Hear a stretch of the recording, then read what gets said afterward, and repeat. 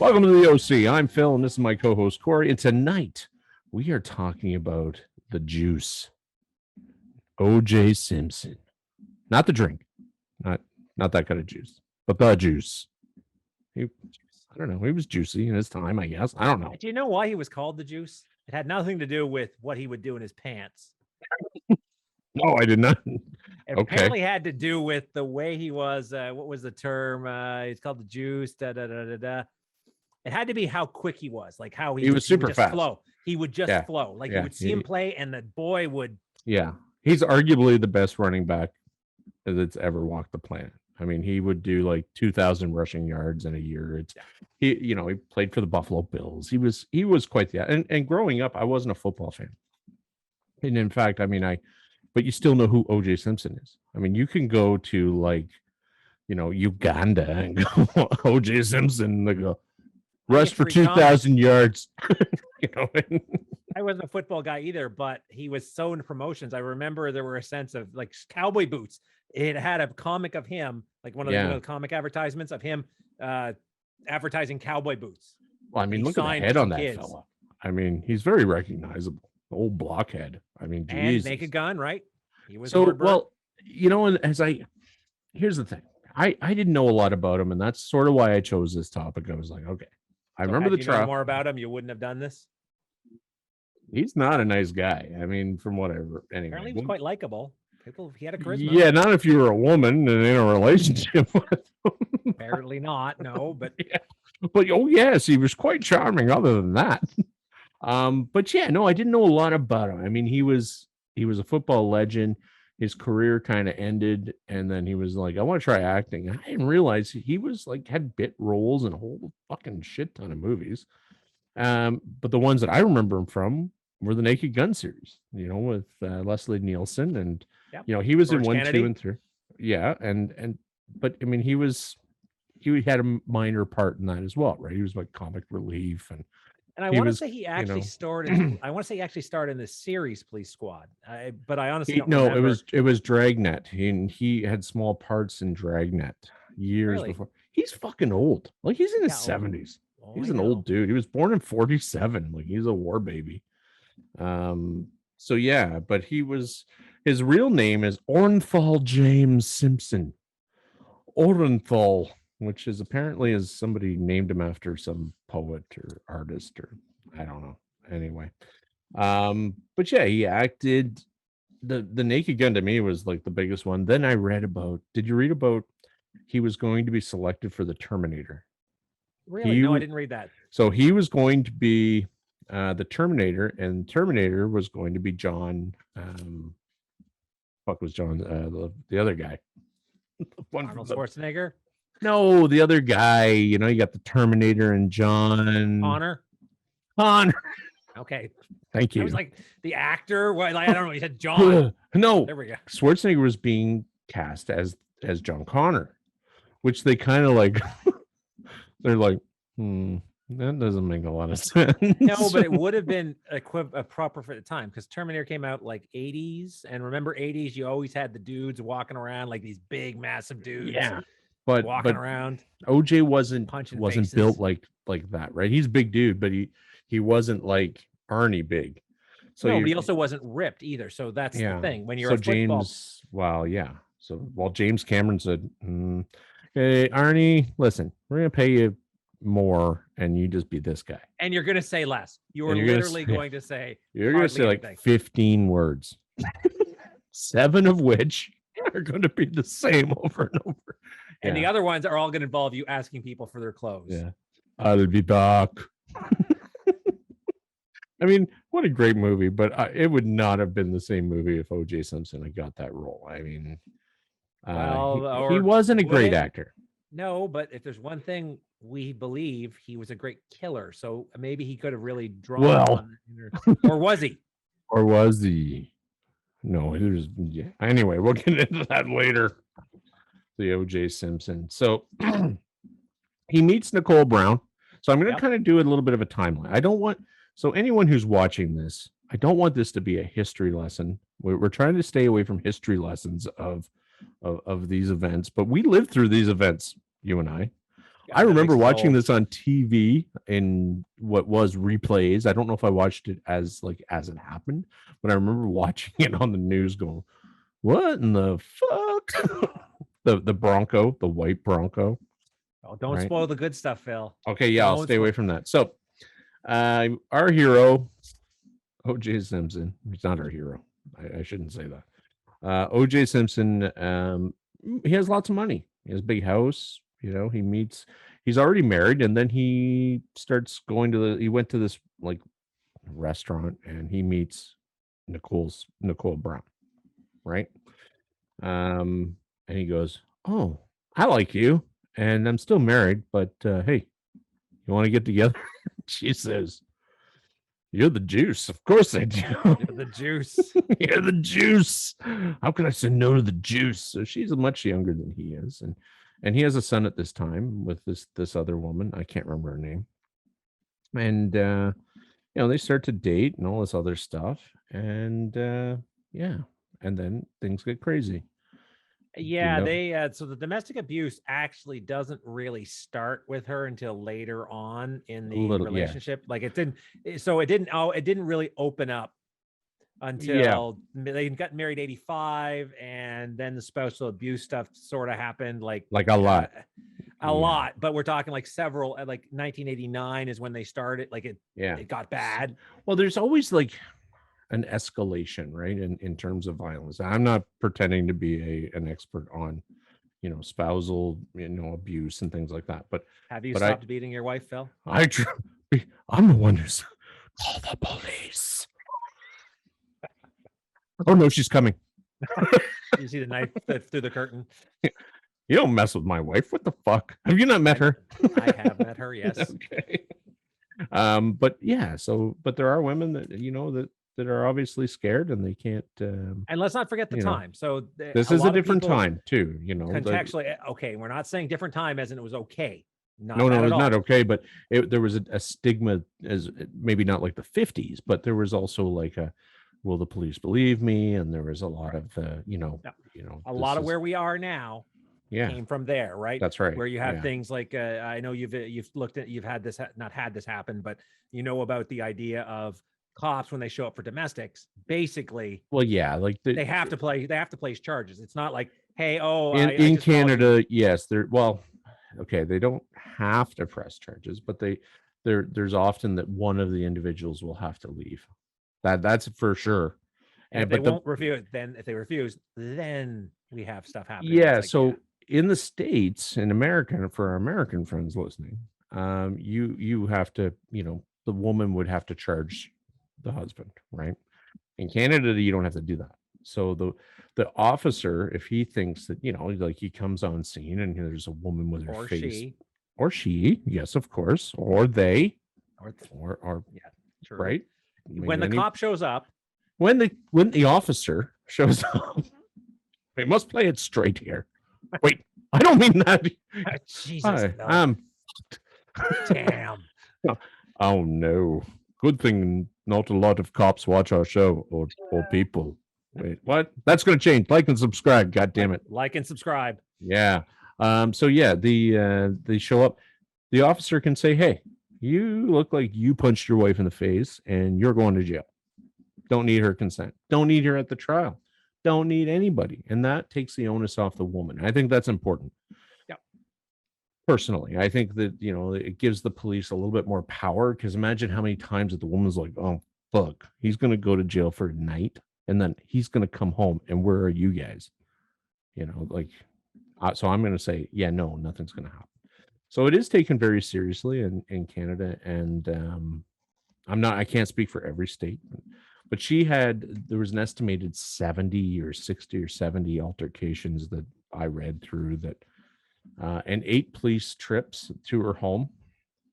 There were 8 visits that she had called the police, expecting that she was going to die. He would be. So there was the one in 92. So she filed for divorce. Okay? Yes, she got sick of it. She said, "Fuck this, I'm done." She did, but then she got back together with him. Well, yeah, because he has money and she didn't. And a call to 911 revealed that Nicole Brown was afraid of O.J. Simpson. Do you know what she said on the call? No, tell me. he is going to beat the shit out of me. Yeah. That's what like this is on the 911. They've got a recording of her saying this. For sure. Because he did. And like the police would show up. So, and that leads us into, some of this is a backstory of like Mark Furman. I don't know if you've read about this, but one of the officers that responded to one of these 8 encounters was the lead detective for the murder case in Mark Furman. So he was, so that's a very common thing. I read it and I was, what the fuck? And that was also part of their defense later, discrediting Mark Furman is we will get into. I don't think Marky Mark needed much help getting discredited. Oh, it all helped because they basically he had shown up and because Simpson had a baseball bat at this time when Mark Furman had shown up with his partner, and he kept asking Simpson to put his bat down, and he repeatedly asked him to, and Simpson was like not really complying. Then I think they decided that, hey, I'm going to get tased or maced, so maybe I'll put the bat down. And she refused. She was on top of a car, I believe. Like she was like scared. He was going to fucking kill her with a baseball bat. There were a couple of incidences where she was absolutely terrified for her life. And the fact that it took 7 years for her to divorce and finally say, we're done. But that's a common theme, man. Particularly when you have kids, right? Because remember, they had 2 kids. Two children, right? Yeah. And that's the other thing is like, she's not rich, and she's not, you have a lot of mental abuse and a lot of like, can you get out of a situation? Like, how do you do it? Because women stay in these situations, and sometimes men too, I guess. I don't know. I mean, it's predominantly women, but for sure it is. Yeah. Or whatever the case is. I mean, abuse plays with your head, and that's what obviously happened. But so in this instant, they wanted to charge OJ because there looked like there were physical altercations already. Like she had marks on her and was bruised, and she just said, no, I don't want to, nothing happened. I fell while I was riding a bike or something stupid like that. And they left, and Mark Furman went, are you sure? Like, it's your life. Like, like it's your life. Fuck it. Because I can only imagine how frustrating it is for an officer to come to a place, look at them and go, oh my God. Like you walked into a door. Yeah. Like, was it a fist-shaped door? You fell down a set of stairs. Really? Okay.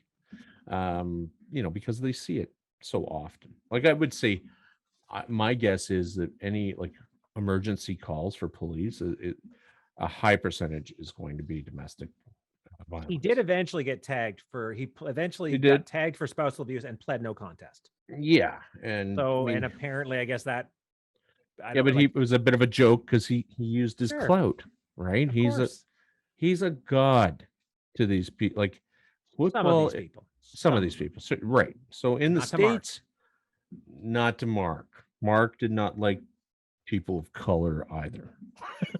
He was very, very adamant that he was not a fan of any other race but his own. But in the States, and I'm sure you've experienced it, like football is like you have high school games that have 20,000 people show up.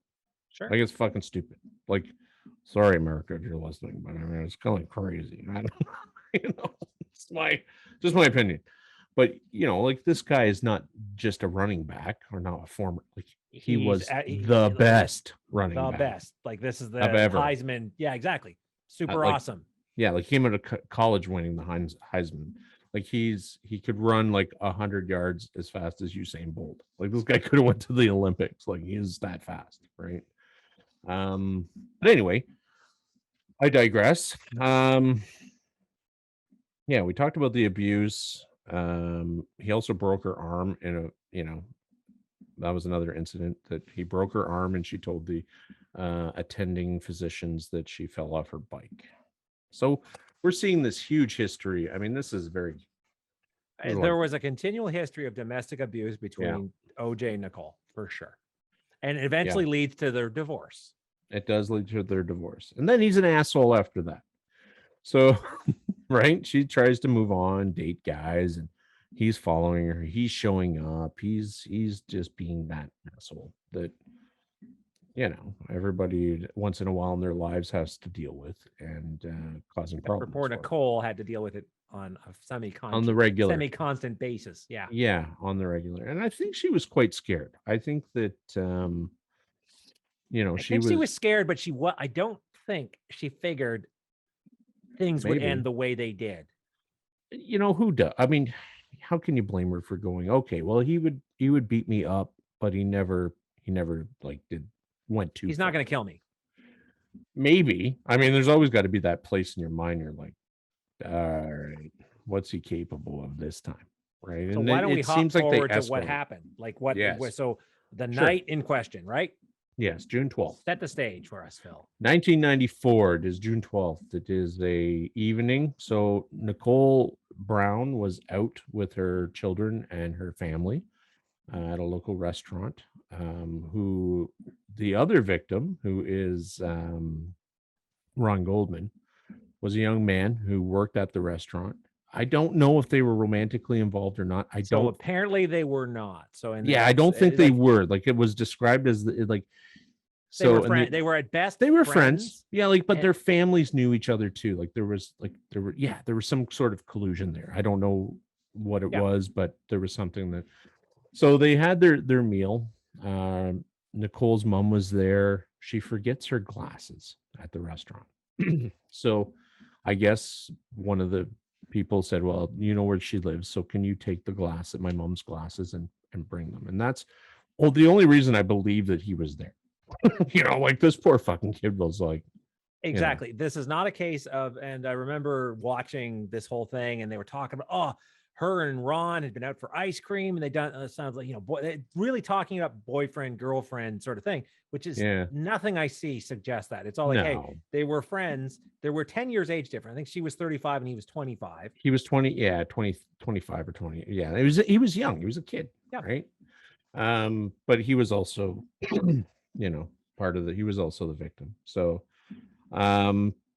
Simpson also attended this dance recital that evening because there was a dance recital. Then they went to dinner afterwards, and Simpson attended the recital. So he was in town and he was there, obviously, and nothing from my understanding, anything went wrong.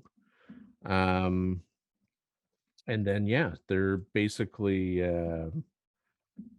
they went to Ben and Jerry's for some ice cream afterwards and went home to Bundy Drive in Brentwood in California. And OJ and Kaylin had went for McDonald's. Yeah, McDonald's. So Cato is like kind of like the couch surfing, freeloading.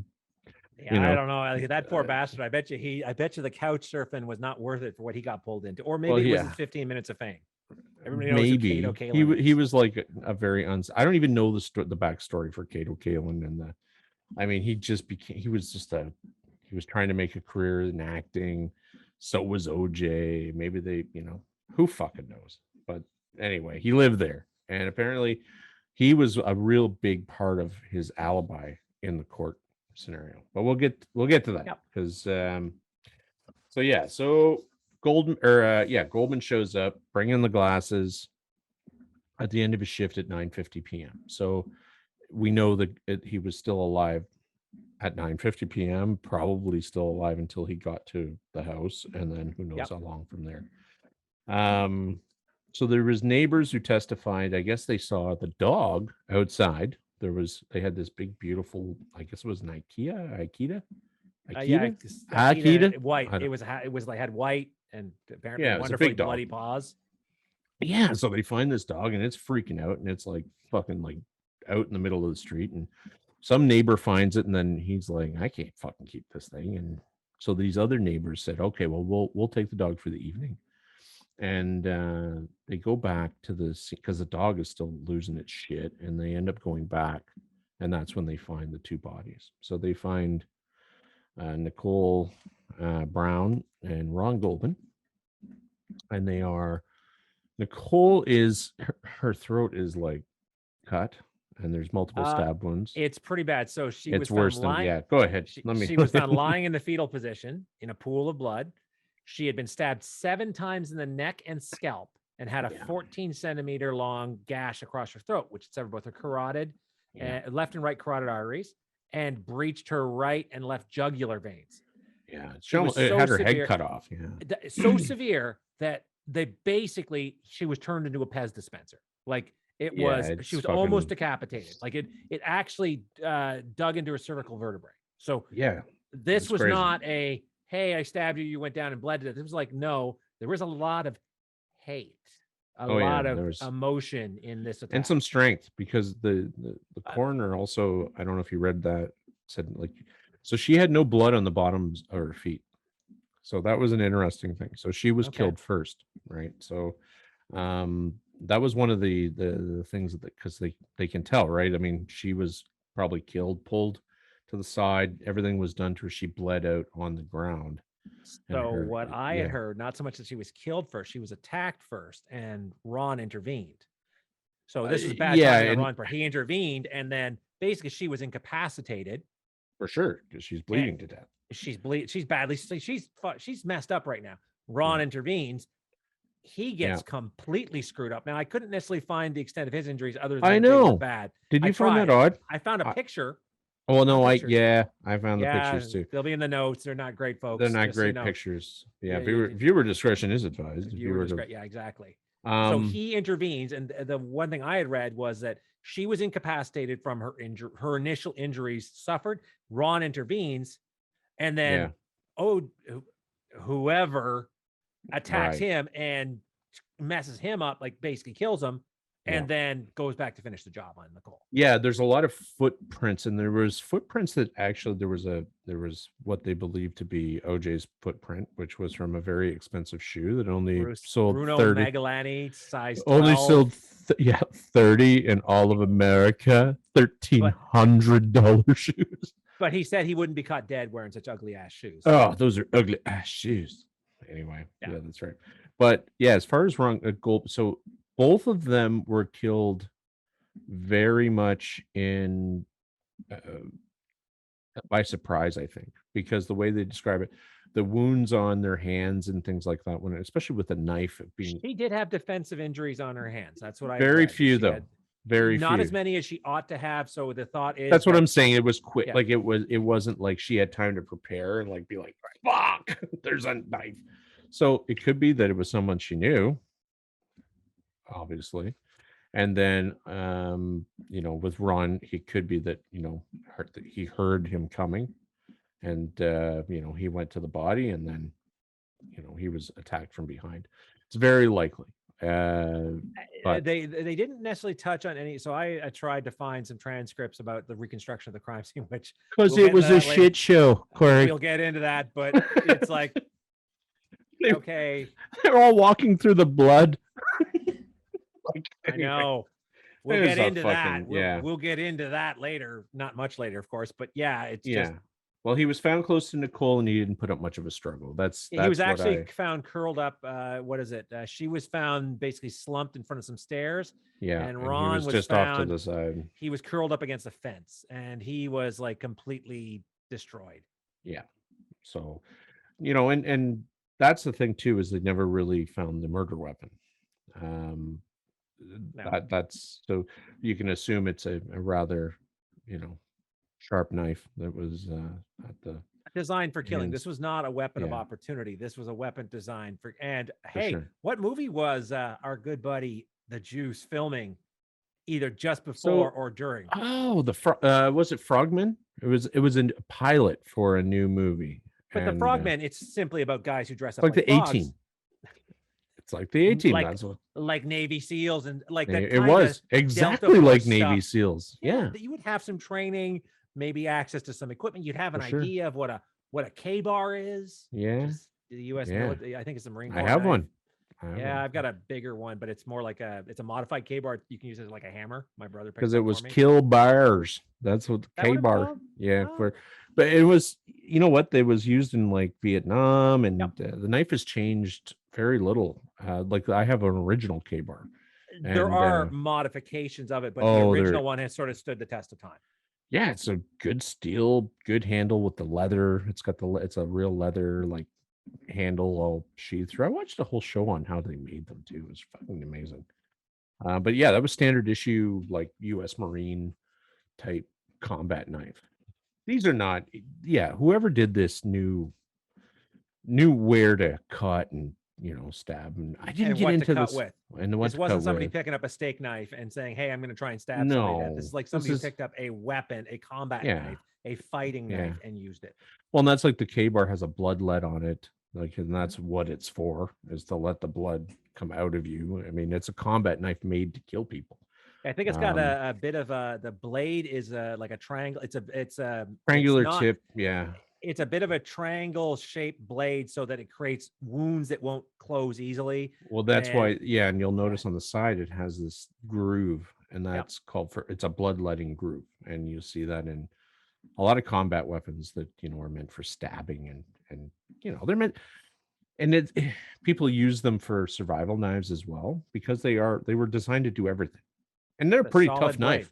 It's a solid blade. Right? It's a one piece, right? So it's there's a name for that, where it's one solid piece. Solid tang or whatever. Yeah, there's no moving, like it's basically a blade with a big chunk of steel.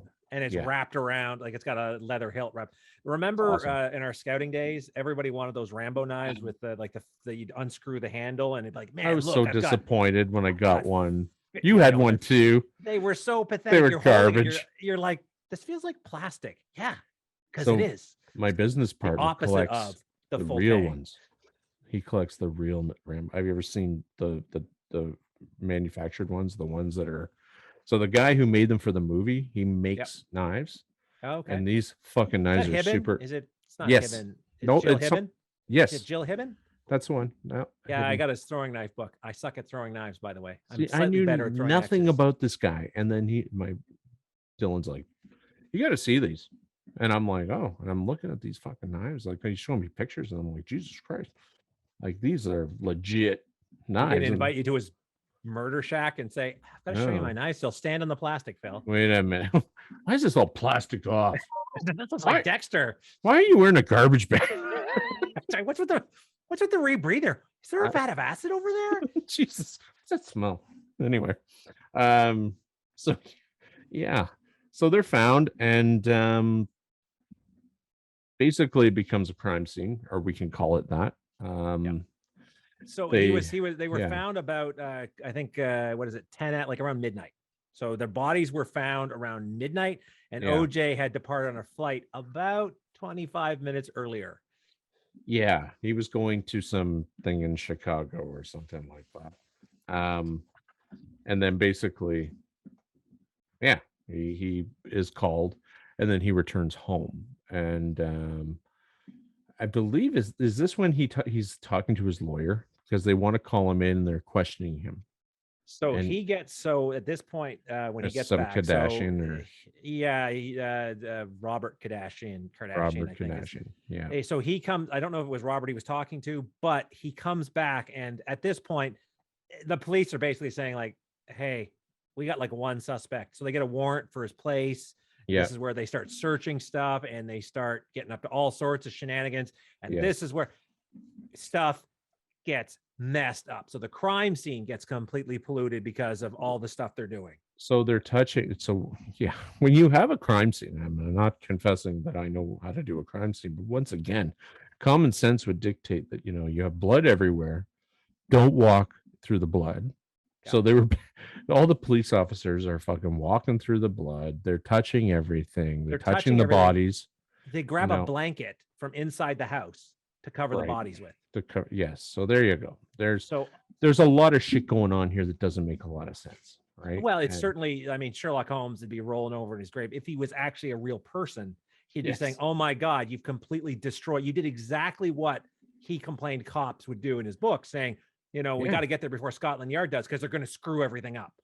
Yeah, they're going to touch everything. They're going to touch everything. They're going to, I'm not going to be able to figure out the positions of bodies. I mean, I don't know if they moved the bodies, but I know that they did enough. Like they covered them, they cut the footprints. Like, again, you said walking all over the place. Like, they were walking. So there was definitely, it was tough for them to say which footprints were whose, at one point, other than that shoe that They clearly not police issue, $1,300 Gucci shoes or whatever the fuck they were. But yeah, it's Bruno a shit show. Magellani or whatever it is. Yeah. Well, ugly then ass shoes. Yeah. So, and that's where, they I'm not exactly sure. You're probably better because you studied more of the timeline of this, I think, than I did. Because I did get into some of the conspiracy stuff. But, so where does he go from there? He's being questioned. And then is this where Mark Furman starts wandering around the house? So they get the warrant to go off and go into his place, right? Yes. So, and this is where he lawyers up, rightfully so, right? Because he's like, hey, I don't want to go to jail. So he lawyers up, right? Obviously, but you think I'm a suspect. So obviously, and there was not a lot of deliberation where the cops were like, this is unsolvable. We have no idea who. It's like, oh, wait a second. We've got an ex-husband with a history of abuse. Yeah, for sure. Maybe we should look with him. And that's when they start finding the evidence, right? Where they show up at his place. They get the whole warrant to search it. They're finding, let's talk about some of the evidence they found at the crime scene and some of the stuff they find at his place. Okay. So at the crime scene, I believe I don't think they found a lot at the crime scene. They found his blood, apparently, right? So O.J. Simpson's blood. I'm not sure how. Or did they? Well, this is it, because there's a lot of blood. Like if you look at the picture, it looks like a stair or like a walkway of blood. So I'm not entirely certain how, especially if they're not taking care in how they would be doing this scene, you can kind of say, okay, there's a lot of fucked up shit here, but how did you find his blood? Now, maybe it's on the body, maybe it's not. I don't know. So there's some bloody evidence. So blood evidence, for example, right? Blah, blah, blah, blah. Blood dropped. So there was a killer dropped blood near shoe prints at Bundy. And it's basically using techniques at the time. Right. It was determined that it was a, same type. Well, and I will show a picture here of the area, and you'll go, what? How the fuck did you determine that? But I mean, I guess if you were being thorough enough, which it sounded like a witch hunt right from the beginning, right? Like it was like, how much effort do we put in this? We know he did it, and that's. So this is where it gets kind of freaky, right? So they found things. So it wasn't just blood evidence though, right? So they found a blue knit cap that had hairs. This is at the Bundy residence where the murder took place. Right. Yes. That had hairs that match OJ.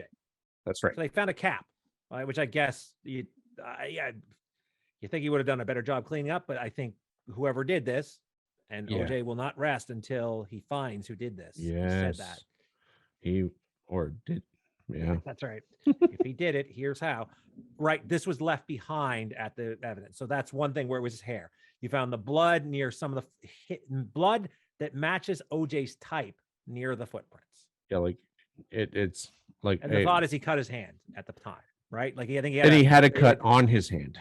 Yeah. So and he said that he had got that while he was in Chicago or something to that effect. But so they find his blood, and as far as in the hat, I forgot about the hat. But now that you mention it, they found the hat. But the big thing, and this is one everybody knows, they found the left glove at the residence, and they found its mate, the right glove, at Simpson's place. Yeah, that's right.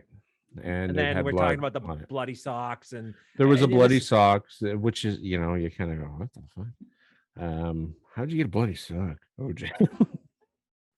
Right? How'd you get a bloody sock and not a bloody everything else that you disposed of? What, you didn't dispose of the socks? And that was found in his bedroom. And this is where things start to get, where you start seeing the doubt creep in about what's going on. Who found the glove outside his residence, Corey?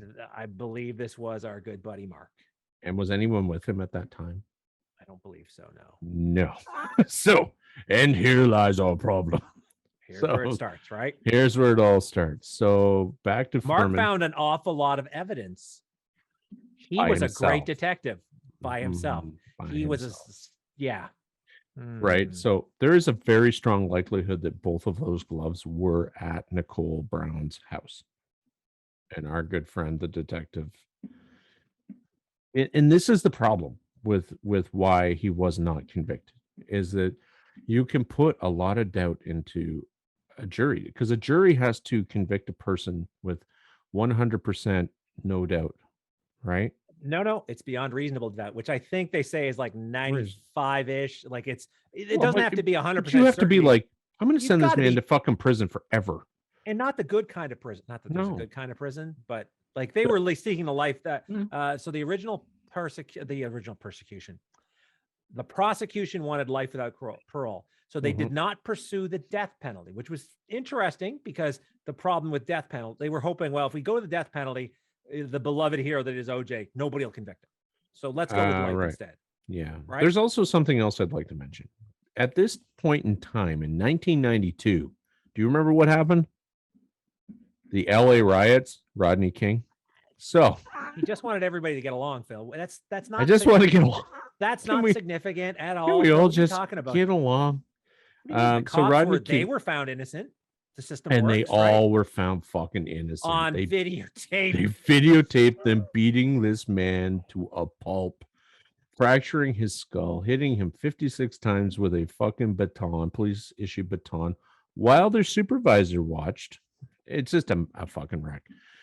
And then a little girl is killed by. So this was kind of a perfect storm, right? And how this all happened with the LA riots was this little girl. I can't remember her name, but she was killed, and basically by this Korean shop owner. And then all hell fucking broke loose. Like, and he got off with that too. So they were like, "Fuck you! We're destroying this town." 50 fucking people died. You know. Well, who's that? The truck driver they drag out of his truck and beat. There was another, like, what the fuck? Like, so there's a whole sense of like shit could go really wrong right now. You're gonna convict so that was Rodney King. Nobody knew who the fuck Rodney King was. He was basically a 2-bit robber and thief, and that's what happens. Now, what are you gonna do when the juice gets fucking wrongly convicted? Oh, shit's gonna go sideways. And I think there was some of that thought there. You couldn't have had a trial where people didn't go, "Oh shit, this is not gonna end well either way."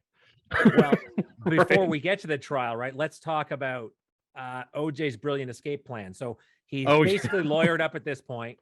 Yes. He's gone off and he's on bail. Like he's on I think his own I don't even know his bail. It's like his own recognizance. No, I don't. Yeah. So yeah. But he went to his lawyer's house. Wasn't that when he fucking jumped in that fucking Bronco or something? I can't remember. He had promised to surrender to the authorities. That's right. He had lawyered up and he promised to surrender to the authorities. Yeah. And then he went not surrender with authorities. He went, I don't think so. I am a black man and I am being persecuted by the LAPD, which who would not believe that? The LAPD being like racist? What? So this is the problem, right? And this again starts casting the whole. For those who don't know, we're going to spoil the surprise. If you didn't know, OJ got off. Okay, he was innocent of the criminal side of the trial. He was innocent. So just to put it out there, and you'll see he why. was innocent of killing Nicole Brown and Ron Goldman. He was an innocent man. That's right. There was this trial was a fuck up from the beginning, from go. But that man should have went to prison based on evidence, but he did not go to prison. He did not. However, there are reasons, right? And so now you look at the Bronco. So some people say, everybody who was alive at that time were fixed to their. Apparently, this happened during the NBA finals. They cut out from the NBA finals.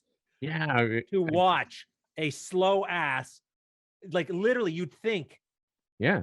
The guy and they followed him forever, but not just one car. Like literally, it was the entire police force with helicopters. I know. I'm like, is this guy General Noriega? Is this the worst killer of all time? And we got to make sure he doesn't get away. Versus, let's put a couple cars. Where's he going to go that he's not recognized? he's the juice for folks. He had a plan for that. So did you know what he was? No. Okay, I didn't so know. what he had in his car? What he had in his car was $8,000 cash. Again, not going to get very far on that. a change of clothing, right? Okay. A change of clothing, which is Perfect. always important, particularly when I guess you might need to change Go out your bloody golfing or clothes. Yeah, whatever. golfing. A loaded 357 Magnum, because perfect. Why not? Got to make sure you got that. A United States passport. Now, it doesn't say whether it was his passport or somebody else's, but I'm assuming it was his. Let's assume such. Family pictures and a disguise kit with a fake goatee and mustache. Oh, with that head? Sorry, son. That's not happening. You're going to need more than a fake goatee and mustache. Yeah, he is like a very Clark recognizable putting on man. The glasses, right? Going, hey, Superman, not Superman. Superman, not like Superman. This guy oozes testosterone. I guess he would look like his jaw is like. He would look like whenever the old Star Trek movies where when they go to the reverse mirror world, you have the evil Spock and he's got a goatee. That's what I imagine OJ was like. It's not gonna, I am not OJ. No, we'll never know who you are, OJ. So this which goes, how do you have a disguise kit? Are you planning?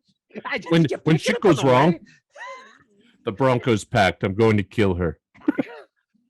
Well, again, right? You look at this now. I get it. You're an actor, okay? Did you just pocket some props from like, hey, I'm looking. Hey, Kato, do you have a beard I can borrow? Like, what is that? A Tom Selleck mustache? I don't think you needed the ball cap and the Hawaiian shirt, OJ. Jesus, man, you should have went in a Ferrari.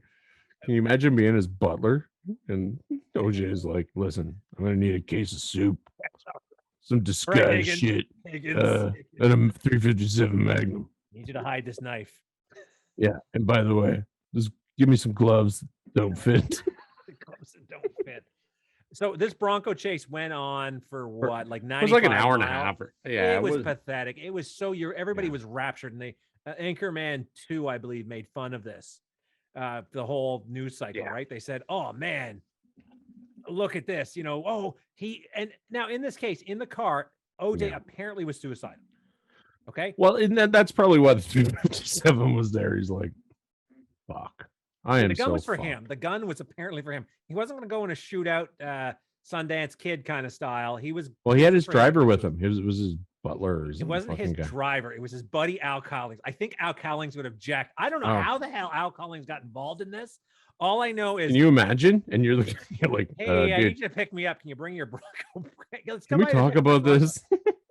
So apparently, as well, for evidence, that Bronco was in the vicinity of that neighborhood. There was eyewitnesses for that evening. That was one of the things. Now, mind you, apparently the houses were quite close. So this is what I find odd. Some of the stuff they talk about was like the houses were within walking distance of each other, but then they say the Bronco. That's what I'd heard. I don't know. I didn't either. But it's kind of one of those weird things. So he's in the car, and then he's like, "All right." Well, it's not even all right. So apparently he was talked out of suicide by his former USC football coach, John McKay. So they knew the Cowlings was listening to the radio. So nobody was picking up on the cell phone. So the coach basically got on the radio and said, "Juice, come on, don't squeeze the life out of you," or whatever. Squeeze the life out of yourself. Have some self-respect, man. You're the juice. And he connected them to this as both men wept. Simpson told McKay, "Okay, coach, I won't do anything stupid." It's weird. If I was the coach, I'd be like, "All right, you should probably do something." Like, dude, you're going to jail for a long time. Did you do it? Or is he? Or is he?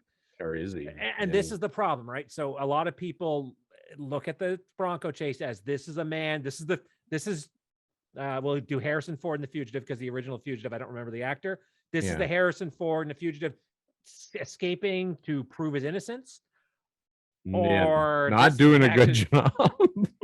Or this is the actions of a guilty man trying to get away with like a fake beard and mustache. Like Oh, he's no stoop. Like I think it was like, I'm going to end this.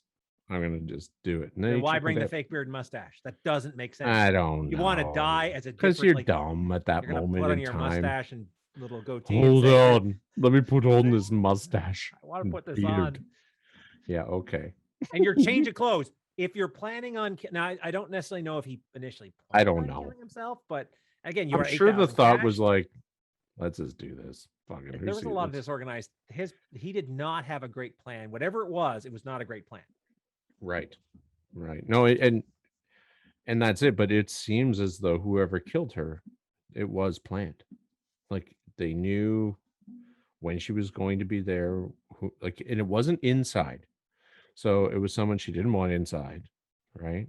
And would she have opened the door to a stranger? Probably not. She's fucking Nicole Brown. Nicole Simpson. It's not like she's like just the girl down the street. Everybody fucking knows this woman. They made like national news when they got divorced. She's like a superstar. She's the Juice's wife. And this is like 10 o'clock at night. So yeah. So it's somebody she knew. It's a nice area, but I don't think necessarily she would. I don't think so. And she would have maybe opened the door because her kids are upstairs. So we forget to mention that the children are upstairs sleeping while all of this happens. I had to do a lot of reading to find out that. Did you know that? Which kind of implies you had somebody come out, like her come out. Because again, she wasn't necessarily murdered in her doorway. No, right? But that's what I'm saying. So she knew whoever this was, and she had to. I'm going to come down and talk to them. I'm going to come down and talk to them away from the house. Come on, let's not make a scene. Like you could see how it plays out, and then maybe. Did you read this? Or did you read about the kids? Because they're nowhere. They're nowhere in this whole story. I had to like actually search like where were her kids at this time, because all of the timelines just show her being murdered. So, and then everything is like, oh yeah, they went to Ben and Jerry's, and then they went, and then that's it. Like it's like, okay, well, where the fuck are the kids? So their mom is being murdered while they're sleeping in bed, and there's a fucking sadness there. And how you could do that to the mother of your children, even doesn't matter how much you hate that person. Well, that's evidence that it's not him, right? So you've clearly called out why. Clearly, but. That's right. You could slap her around. You could slap her around. Yeah, you can beat the shit out of her, but don't kill her. But that's what I'm saying. It takes a special kind of obviously person to do that. And let's come back to that for a second. Sure. So, what is commonly associated with football players? Just out of curiosity. Oh, this is one of the concussions, the CTE, and that's actually one of the big sort of conspiracies as well. So there are a number of conspiracies based on whole bunch of weird shit. Now, how do your conspiracies play in? So, because we can get different points, because we haven't even got to the trial yet. So we just got to the Bronco. He winds up going home. He surrenders to police. They find the suicide note. They find his little fake beard. They find all this stuff, and he's officially taken into custody at this point. So most of these conspiracies are based on a lot of the defense, actually, that the defense said was possible, right? So except for of course the Aryan Nation one, but I'll get into that later. So the one that seems actually to me the most likely, if he didn't do it, which I think he absolutely, just for the record, I'm pretty fucking certain he did. But so before you touch on that, there are 3 legs by which these things stand on, and if all the murder mysteries are written on this: means, method, and opportunity. Right. And if you can't, means, motive, and opportunity. And out of everybody, who had the opportunity to do a hate stabbing on Nicole Brown? Right. Yeah. Who had the motive? Who had the means? Like, you put all those things together, it's like there's one target I can see here. There is, but this is one of the conspiracies, and so this girl, her name was Faye Resnick. I don't know if you read about Faye Resnick. I stayed to facts, Bill, as opposed to conspiracy. Oh no, this is a fact. It was brought up in the trial. It was a fact that she had stayed with Nicole up until 4 days before she was murdered. So, and Faye Resnick was a well-known drug addict. So gotcha. Super drug addict. She was pretty, and she was like, getting drugs on the cuff all the time, like through different places. And apparently she had run up an enormous bill for drugs. And I don't know if Nicole was also involved in the drugs or not. Probably. But so 4 days before her murder, Nicole's murder, Faye ends up going to rehab. Leaves, goes to rehab, checks herself into a rehab. So there was some discussion that because neighbors had heard 2 men arguing with someone at Nicole's residence. So this was also in the trial, but I don't know why it wasn't admissible. There was something to do with the neighbor wasn't wasn't going to testify. But it was legit, like detectives had written it down. So what they thought was that, given how well they've handled the rest of the case, I don't know if I'd try. Anyway, that it was like they came, two gentlemen, two Colombian gentlemen came to collect their money for said drugs. And from what they guess, it was Faye Resnick. But it could also have been, hey, this is, and based on the way she was murdered, it's almost very Colombian necktie. Well, so they would be very violent. So the Colombian murder, are usually very- because to send a message, right? Hey, we're Absolutely. going to go off and screw Pay you up. your debt. And that is one of the theories. There's our PSA, folks. If you ever owe a lot of money to Colombian drug syndicates, pay your debt. Yeah, because they don't take it personal. They just kill whoever. And there's a really good chance that if they showed up, someone was dying.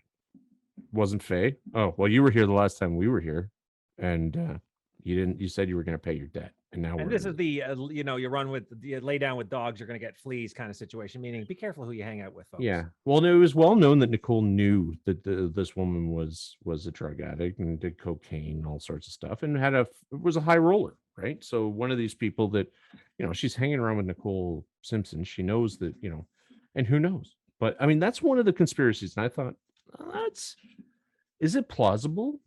Yeah. I mean, it captures what we're talking about, right? We're talking motive. Yeah. Motive. I want my money. And I don't care who you are. Give me the money. Yeah. Right. Had she met them before? Probably. Because, they don't just come and kill you. They want their money, what is owed to them. And then, they'll knock on your door and tell you that. And they would have the means and opportunity, right? So these are people that, again, would go off and be able to say, okay, let's go, let's watch the place, wait till they get home. For sure. They're home. Let's go do something, right? And they would perfectly be capable of stabbing somebody to death violently. Yeah. And it explains why there was not a lot of, so it's unusual. And that was some of the other things for when they did the autopsy, like they were overpowered. Like, and I don't see OJ Simpson if he did it by himself, unless he did her first. So that's what I had heard. She had gotten incapacitated, not necessarily killed, because the final one this is like a pull head back moment, and I take my knife and I'm trying to cut your head off with a knife, which is not an easy thing to do.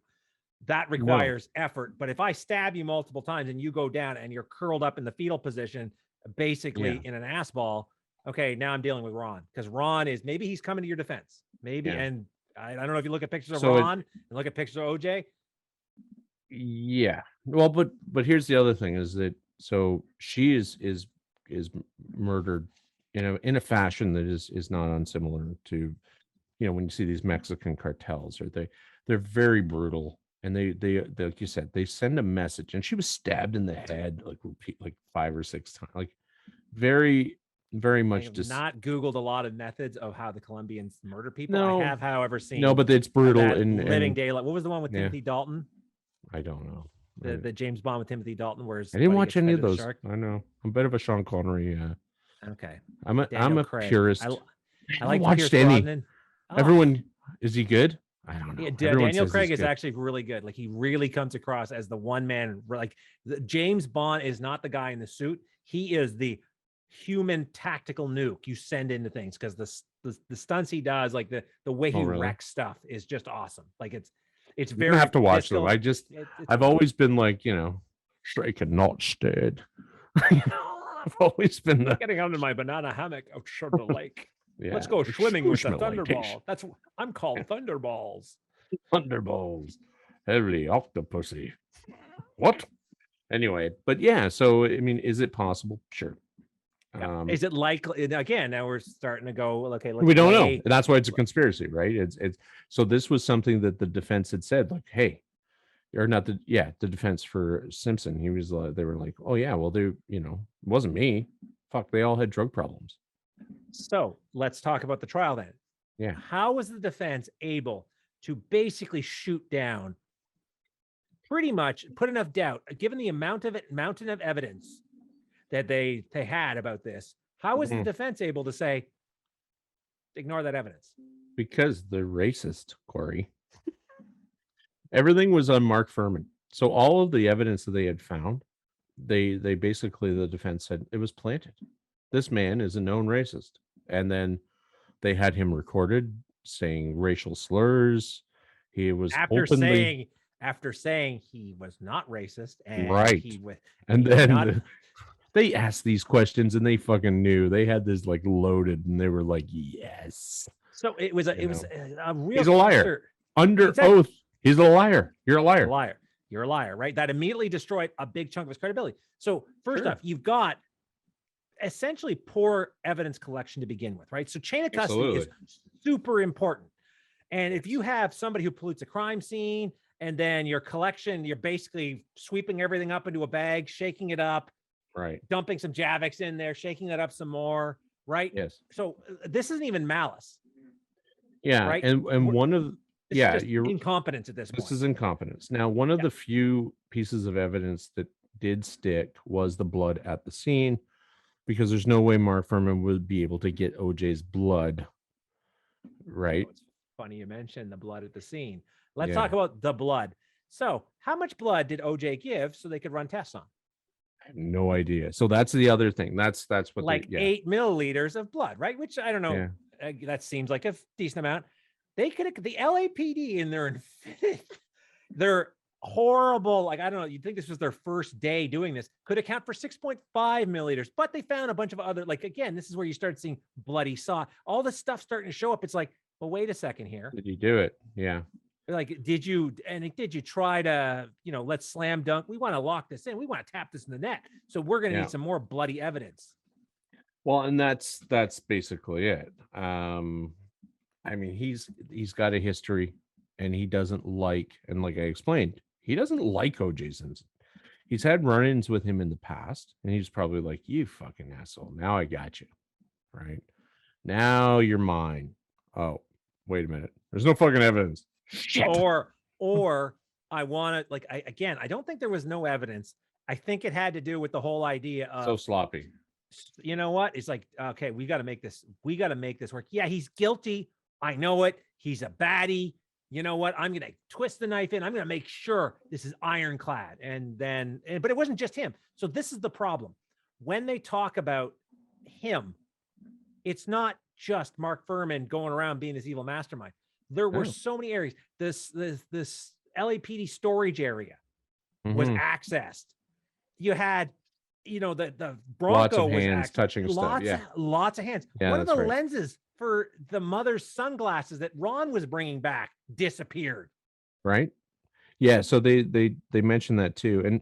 And these are all, it's interesting because nobody really studies the civil case where he actually is convicted of doing it. Right. So there's two cases. There's the criminal case, which everyone knows about.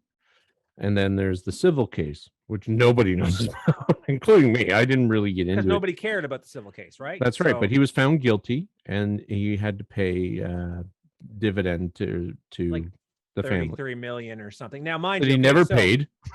He never paid a cent. He actually moved. He actually moved where they couldn't go off. So he moved from California to Florida or something where I don't know. Yeah, it makes sense. You can't seize property. So this is funny. Not funny, but it's the idea that when you're dealing with civil versus criminal, the beyond reasonable doubt is the criminal board. Is the criminal. That's the threshold. Mm-hmm. The threshold for civil is balance of probabilities. What is more likely to have happened? For sure. And guess what? Not surprising. Yeah, it's most likely. And of course, nobody's going to go off and burn down LA because OJ was sued civilly. No. But if he was to have been convicted, and I'm not saying that's why he No. I didn't listen to the fucking whole trial. I mean, but just looking at the history the man had with this woman and everything else, you're just like, he's not a nice guy. Like this trial failed on sloppy police work. And now, mind you, the lawyers they hired, again, we got the Kardashians, right? It's always nice when you have well, yeah, but these guys are like super. These are super lawyers. These are not. Which I think OJ also screwed them too and never paid them either. Yeah, they're coining things like, if it don't fit, you need to acquit. So let's talk about the glove thing. So he's trying to put this fucking glove on. And he's like, oh, I can't pull this glove on my hand. And he gets them on and like, yeah, but they're tight. But they're tight. But they are tight. But are they? No, tight? He said they're tight. OJ told us they were tight, and we know OJ is truthful. We know that he doesn't ever lie or beat women much. At least he doesn't beat them to death. Did you read about the jury? So the Black Panther, you mean? Yeah, I wasn't talking about the Black Panther. I was referring more to the jury composition. The jury selection, who one of the members happened to be a former Black Panther and went, keep the power to the end of the trial. That one? So with the jury selection itself, the prosecution believed women would, regardless of race, would sympathize with domestic violence aspect, right? So they could milk that and say, hey, if we get more women on it. And the defense said Black women, because of the beliefs towards interracial marriages, would be more sympathetic towards Simpson. Really? Because they'd be, this is what the defense, the defense is the defense is who selects the jury, right? Well, I think they have to come to a bit of an accord. And out of by the end of it, the original 12 jurors they picked, only 4 actually made it to the end. Oh, right. Yeah. Because they kept getting replaced, like just because of shenanigans. They heard, because of, they're not supposed to be listening to outside sources and all sorts of. No, and you're supposed to be honest when you're telling. And conflicts of interest and the whole thing is a shit show. It's the trial of the century. It's totally televised. It made networks millions of dollars. Millions. Who? Lance Ito, Judge Lance Ito. Oh, Ito. It was the United Nations. When you think about it, you had that guy started off with a black beard. At the end, white. You had a Black defendant, a female white prosecutor, a Asian judge. I mean, you look at it was defense team. It was like, this was a nice slice of America, which is good. I mean, that's what you kind of, but at the same token, I mean, I don't know. Where do you go from here? The final jury it was 10 women and 2 men, of whom 9 were Black, 2 white and 1 Hispanic. That was the official jury. It was mostly Black. And it worked out for them because they said not guilty. Right. So I was in, and you know how people say, oh, where were you when? Okay. The only reason I remember where I was at this time, because it was so irritating. I was in university. I was taking computers for the social sciences, and 2 girls in the front of row literally jumped to their feet and cheered when the verdict came in. Really? Interesting. I think a lot of people went, what? you fucking what now? And it has nothing to do with obviously, his color. It's just the facts of the case that you kind of, I mean, for me, I look at it as like who would you suspect? I would suspect him as well. Not based on his color, but based on his previous actions. Previous actions, 8 police visits to your house. Yeah, exactly. Right. But maybe, this was the divide. There was actually a split when the verdict was announced. Okay.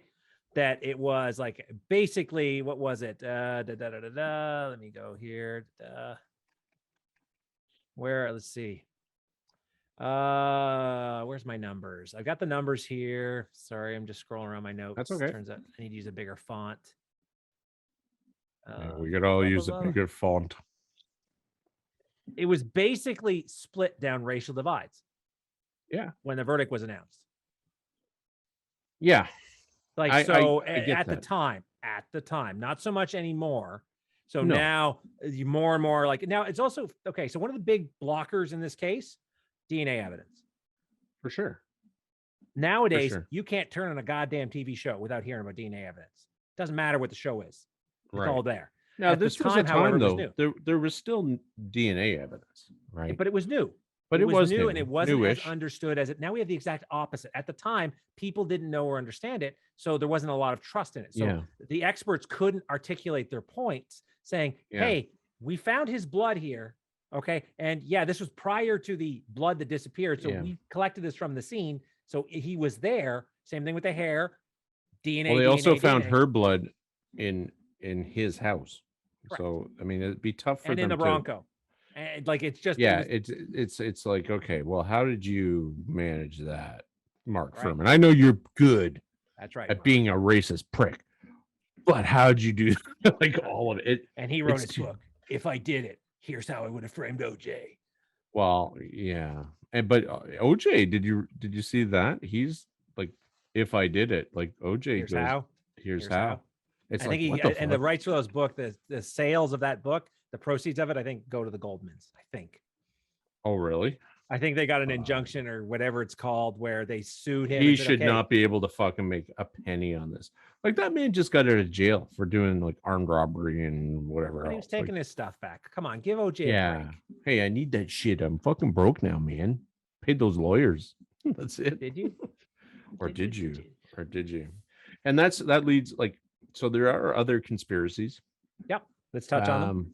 Yeah, so that his son did it. I don't know if you came across this. This is a big one. No. This isn't. I never read that one. That his son went off and stabbed Nicole Brown Simpson to death.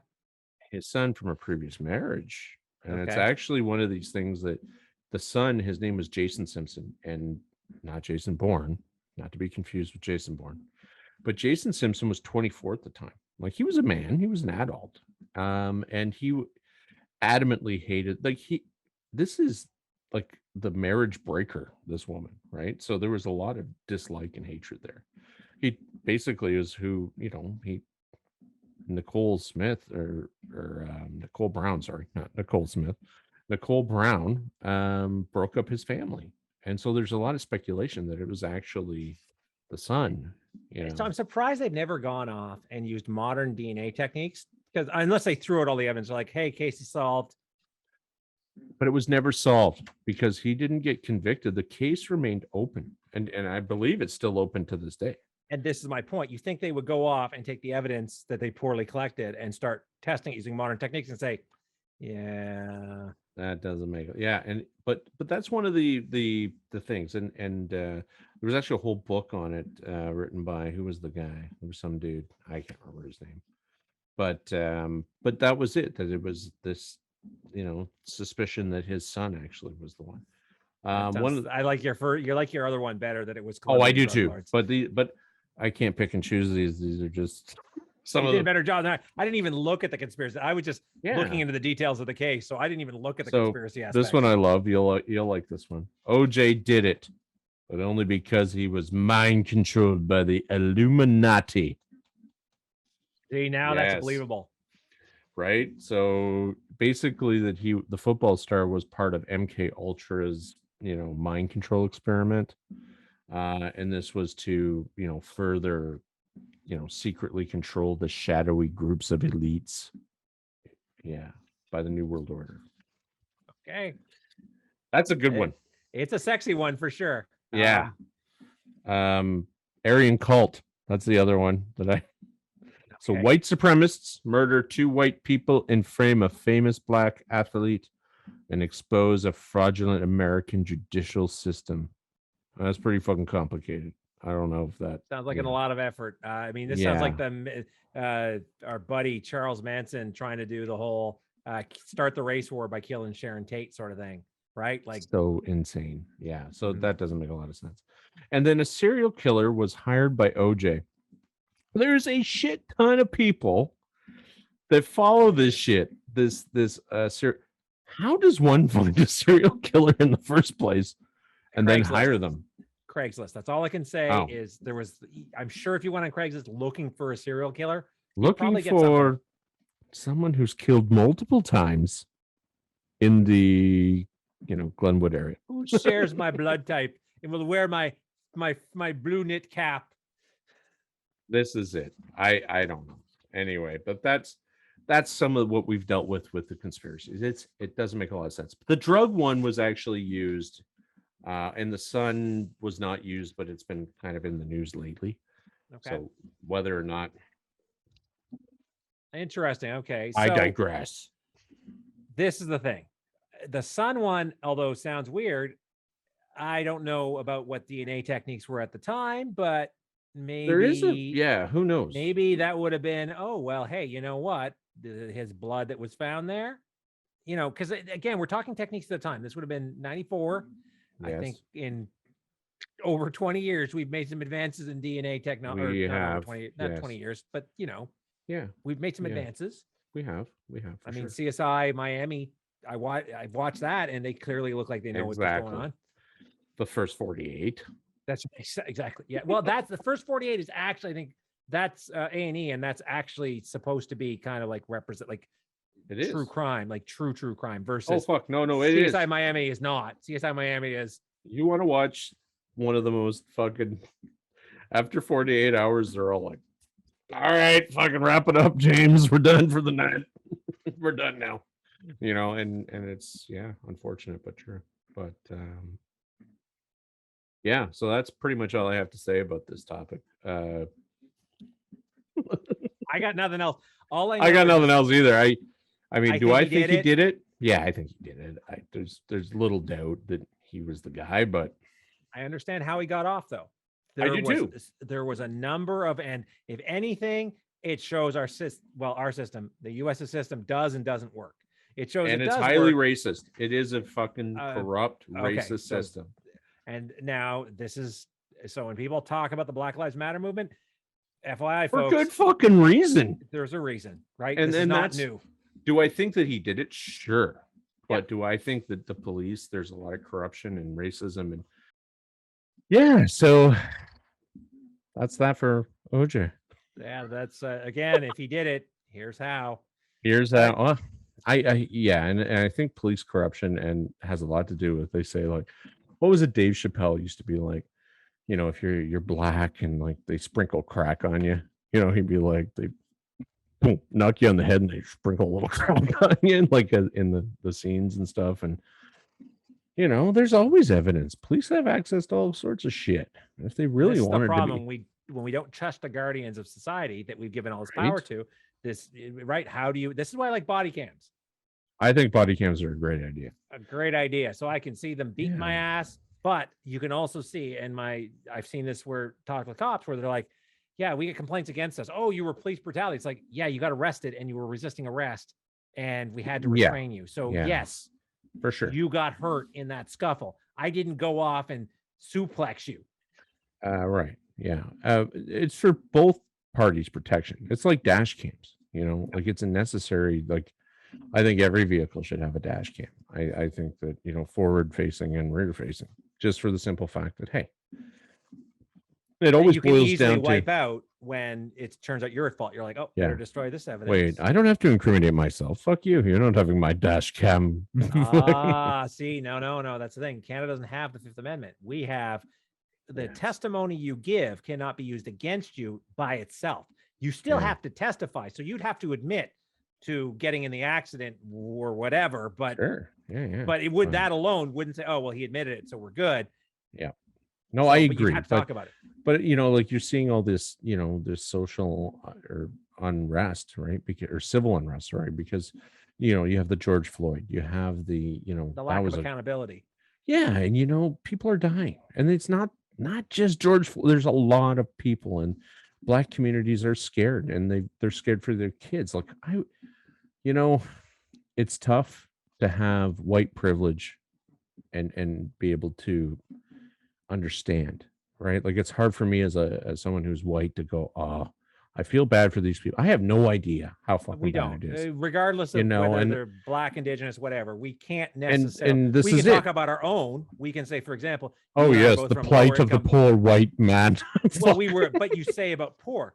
We were poor. We were poor. Sure, that's a stigma, but we experienced something. But it's like we can't say I relate to the Black experience. You can't. And same as like in our country, like we have more the Indigenous side of things where there's so much, you know, there's racism, you know, with the residential schools that have been going on and all the other things that are just genocide. And you kind of go, fuck, like where does it, you know, kind of end? And the police also towards the Indigenous population here, they've had the same thing. Oh, I'm Indigenous, so they just think I'm garbage, you know, and there's a lot of proof to show that that's how they are treated. So the Black communities in the States, same thing. It's like, I'm scared. I don't want to call the police if I don't have to. You know, and I don't want to. It becomes a self-fulfilling prophecy, unfortunately, right? So if you go off and you treat, like, cops are people too, believe it or not. And if you treat them like, if you treat them like garbage, they're going to treat you like garbage. And when they treat you like garbage, are you going to treat them? And it's just this vicious cycle that happens where you've got policing on one hand. If they come in hardcore and say, nobody likes it when the cops show up because they're never stopping you from being murdered. They're ticketing you, right? They're breaking up your drug deal. They're they're called because of a domestic, right? So and the shit they see on a daily basis, and that's no excuse for being, and I know police, there are good police officers out there who became police too. There are. So, but there are good police officers that became police officers because they wanted to make a difference. I get that. And what has to happen is that, we have to look more at, socializing police officers to be able to talk their way out of situations sometimes too, and rather the de-escalation aspect, de-escalation versus just let's arrest getting the escalator set up and riding to the pulling top. Your taser gun at the beginning of a conversation is going to probably result in that individual being tased. And it happens. Like they look at statistics of how often an individual is tased. Well, he wouldn't comply, so I tased him. Well, why didn't he comply? Well, he didn't get down on his knees in time. Or I was telling him to get down on his knees, put his hands behind his back. Well, does he have bad knees? Is it possible that if you asked enough questions, are you incapable of getting down on your knees? Yeah, I had just had hip surgery, because that has happened. Sure. Or, right? Hey, did you have a justified reason to be asking him to get down on his knees? Because this is the other point. A lot of people are completely ignorant of their rights. I have the right. Yeah, you do have rights, but the cops can also make your life a living hell. And you have to think about, hey, if a cop comes at you, I don't want to say illegitimately, I don't know if that's right, but if they step beyond theirs and you call them on it and they tase your ass, you're still being tased. You're still being tased. So it's not a good day for anybody. I would imagine. I've never been tased, but that's where I have been maced. That's where the body cams are important. You can actually see they fill out and say, no, the cop had a legitimate reason for detaining this individual, for questioning them, for whatevering them, versus, hey, you're a black guy walking in a nice neighborhood. Well, this is it. Or you see these videos and it's like, a black family at a park. Oh, well, I'm going to call the cops on you. What the fuck is that? I know. Get over yourself. It's like the Muslim community now, like you go, okay, like, or Muslim, Sikh, all the oh, well, they must be up to no good. Well, what the fuck? Like, if that's how you run your life and live your life, it's a pretty fucking pathetic life. You need to start going, okay, these are people. People are people, and we need to start we all need to get along, Corey. That is the message to take away from the O.J. Simpson murder case. We just need to get along. I don't think that's the right message from the O.J. Simpson. Pretty sure that's what I feel. We just summarized with that. We just need to get along, folks. We just need to get along. But hopefully in our lifetime, we see a change in. Well, we are seeing changes. It's like a pendulum swinging. Some people say we've swung too far to one side. It'll swing back to the middle, and hopefully it'll find an equilibrium while we're still sucking air. Our criminal system is nowhere near the mess of our cousins to the south. Their system is in fucking absolute shambles. True. So, we do try to rehabilitate more, I think, and just imprison less, except for who's the number one individuals in prison here, our indigenous population. And why is that? Disproportionately, yes. Very disproportionately. For 2 million people being indigenous in Canada, the proportions are like 40% are indigenous. It's insane. It's insane. The amount of the rating based on And in the States, it's like the commonality here is that, it's based on race. And in the States, you're put into, so you have like the ghettoization of the Black communities, right? So what do?